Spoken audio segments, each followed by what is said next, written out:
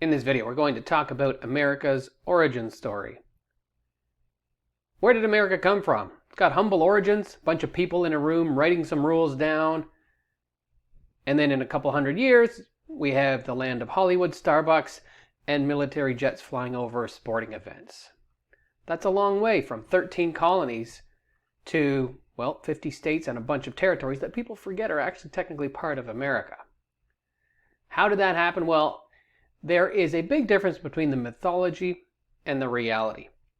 The Americans like to really portray it as a heroic struggle with images like this one. This is a famous picture, portrait of Washington's crossing of the Delaware, and you can just see how majestic everything looks. Well, the reality was actually pretty messy. The first colony at Jamestown, things didn't go so well. The settlers were under-provisioned and nearly everybody died.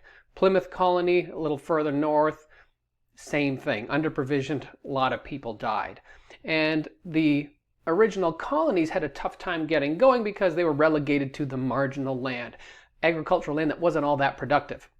The good stuff was already being used because there had been people living there already for thousands of years.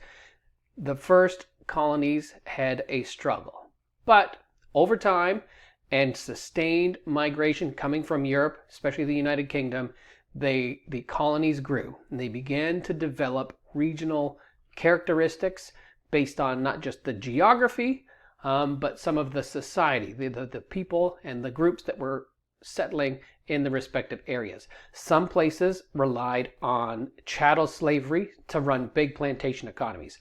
Other areas had big natural harbors that were good for trade.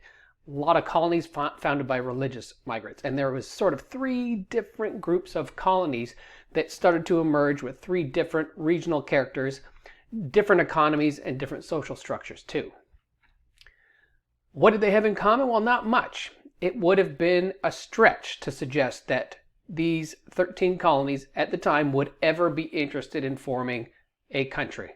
You had Massachusetts, founded by Calvinist dissenters. Pennsylvania, founded by William Penn, a Quaker for himself and his followers. Maryland was for persecuted Catholics. Virginia was a private venture that turned into a very profitable tobacco plantation. You've got the Carolinas, which were aristocratic slave societies, founded by settlers from Bermuda and Barbados. Georgia was a penal colony.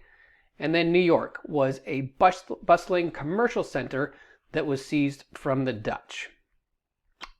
Would you think that these units would have anything in common? Would there be any reason for them to consolidate and form a country? Well, it would be a difficult task. And it's a task that Taylor, Stuttgart, Bernard Goffman, and Aaron Lippert describe as political engineering. In their book, A Different Democracy, they look at America in a comparative perspective.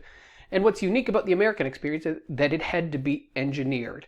It had to be put together.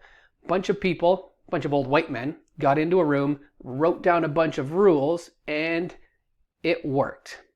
And that process, that engineering process, was a difficult one.